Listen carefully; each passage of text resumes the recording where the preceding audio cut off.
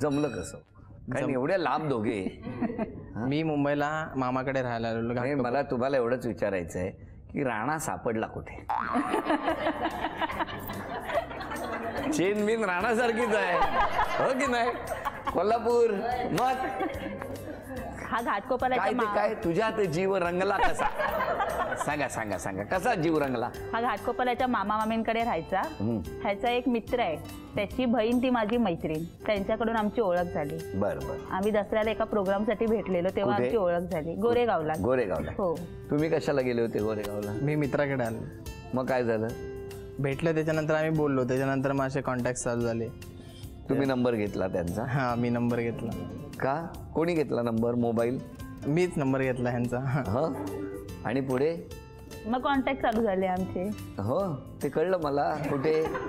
गोरेगावलाच मी होती तेव्हा. तिकडे तो गोरेगावला मला भेटलेला, तेव्हा त्यांनी त्याच्या मित्राकडनं माझा नंबर घेतला, मला कॉन्टॅक्ट केलेला. मग आमचं झालं, बोलणं चाललं, पुढे चालू झालं. तेव्हा तुम्हाला माहित नव्हतं या हसतात खूप म्हणून? नाही, माहिती नव्हतं. हा, आणि माहिती असतं तर नंबर नसता घेतला? काय हो, घेतला असता. घेतला असता ना. मग काय वाटलं जेव्हा ह्यांना तुम्ही बघितलं तेव्हा?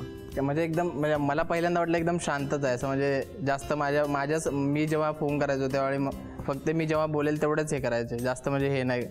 तर त्याच्यानंतर मग म्हटलं ठीक आहे, चालेल. काय ठीक आहे? म्हणजे जास्त बोलणं नाही, काय नाही, जास्त हे नाही, हसणं नव्हतं त्यावेळी जास्त. अरे अरे. हां हां.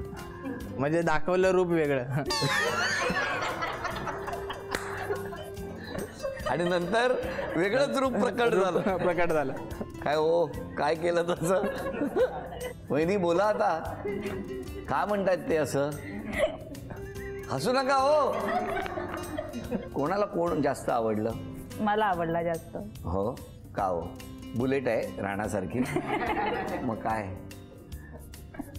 बुलेट बाईक आहे. बाईक आहे ना. मग सांगा कसं काय हो? पहिला फोन कोणी केला? त्यानेच केला पहिला फोन. नंबर पहिला कोणी दिला? त्यांनी त्याच्या मित्राकडनं माझा नंबर घेतलेला आणि मला फोन केलेला. काय बोलले तेव्हा ते?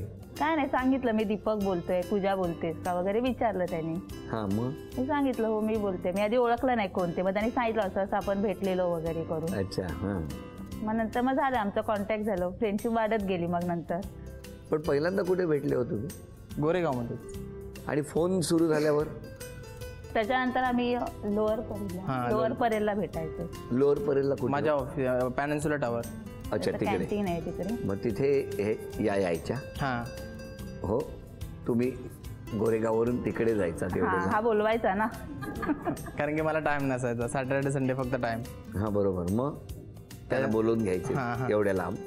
सफरचंदाचे काप नीट परतल्यानंतर त्यामध्ये दालचिनी पूड आणि मध घालून पुन्हा नीट परतून घ्यावं. बटर लावलेल्या ब्रेडवर सफरचंदाचे तुकडे, बदामाचे तुकडे, टुटी फ्रुटी, डार्क चॉकलेट आणि मीठ घालून दुसरा ब्रेडचा तुकडा त्यावर ठेवून वरच्या बाजूला बटर लावून घ्यावं. एका बाउलमध्ये स्ट्रॉबेरी सिरप आणि क्रीम घालून सॉस तयार करून घ्यावा. तयार सँडविच पॅन मध्ये बटरवर ग्रिल करून घ्यावं आणि स्ट्रॉबेरी सॉस बरोबर सर्व्ह करावं.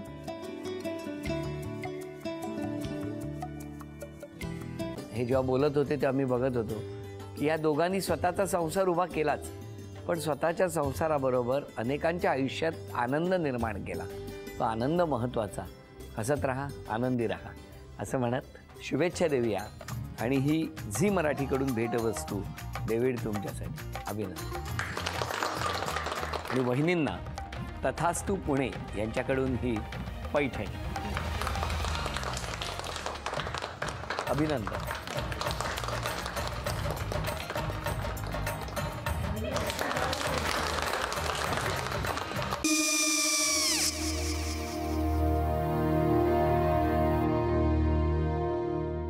काय गो?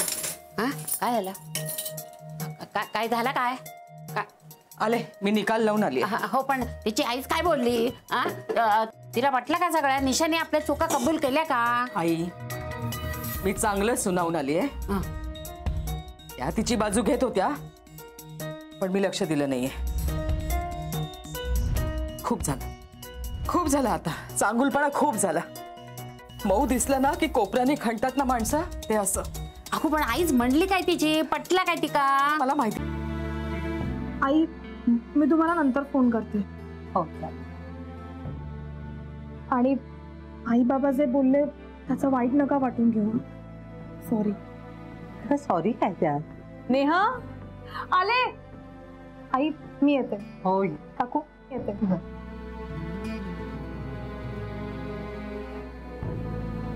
सावकाश जाग. हो हो. मग काय काकू, कधी उडवता लग्नाचा बार? बघूया.